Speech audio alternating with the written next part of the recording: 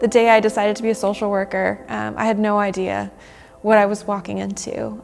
The day I picked my life verse as being a voice for the voiceless, speaking up for the vulnerable, suddenly in the span of these 20 plus years, I'm seeing what that actually means and what that looks like. My name is Kristin Allender. I live in Franklin, Tennessee, and right now I'm the executive director of Tennessee Kids Belong, and I sit on our national leadership team with America's Kids Belong, overseeing all the different states that are in this work, in this space, changing the foster care system. So I was actually adopted. I don't remember a day not knowing that I was adopted. It was a very positive thing in our family. I always had a very open-minded, positive experience with that. I told everyone. I bragged about it. I thought it was something really special. So one of the programs with America's Kids Belong are these videos that we do. They're called the I Belong Project videos. And these are kids that are in multiple states that have gotten to a point where they don't have an adult in their life saying, I'm yours forever. They need to be adopted, and most people just don't know about them. So we take film crews, we make a super special day, just pour into these kiddos. And I have the privilege of interviewing a lot of them here in Tennessee. And I love ending interviews with them, replaying back things that they said about themselves. You know, I ask them, tell me 3 words to describe yourself, or how would your friends describe you?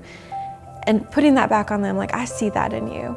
And speaking life over them, speaking back what they so vulnerably shared about themselves. You know, a lot of times kids don't want to say, these are the 3 words I would use to describe myself. They can go to a negative place. But when I ask them, how would your friends describe you? Or how would your teacher describe you? Suddenly that gives them permission to speak highly of themselves, and another adult affirming that. They just leave with a confidence in their shoulders that they didn't come in with. So, you know, after the first shoot that we did in Tennessee, I was having this really emotional response, and I couldn't wrap my head around it. I'd interviewed hundreds of kids, doing tons of very difficult interviews, and something about that shoot and sitting across from these siblings was just rocking me. And I spent some time thinking about it and praying through, why am I so affected by this right now? And I started to realize that these siblings that I was interviewing, they were the same kids.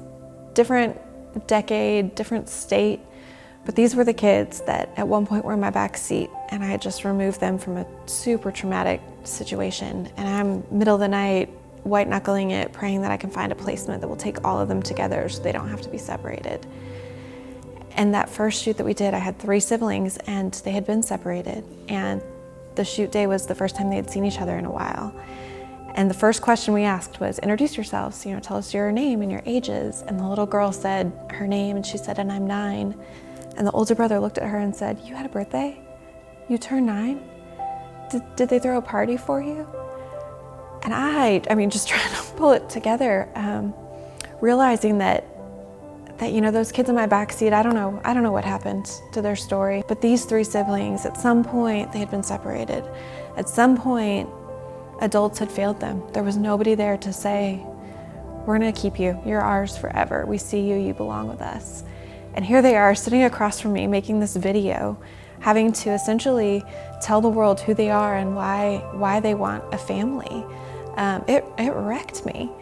And I started to piece together this thread of that moment, giving them a voice, being able to capture their personalities, their hopes, their dreams on film so that the world could know about them, and that just the right family would see them and say, you belong. We are yours, you are ours, forever, no matter what. And realizing that God has taken me on this journey through my own adoption, showing me what could have been, showing me that I could have been sitting in that same chair. I could have been in foster care. I could have been in some really dark places. But that's not the path He had for me. And with that gratitude and that hope, I'm able to pour into kids who are in that scenario.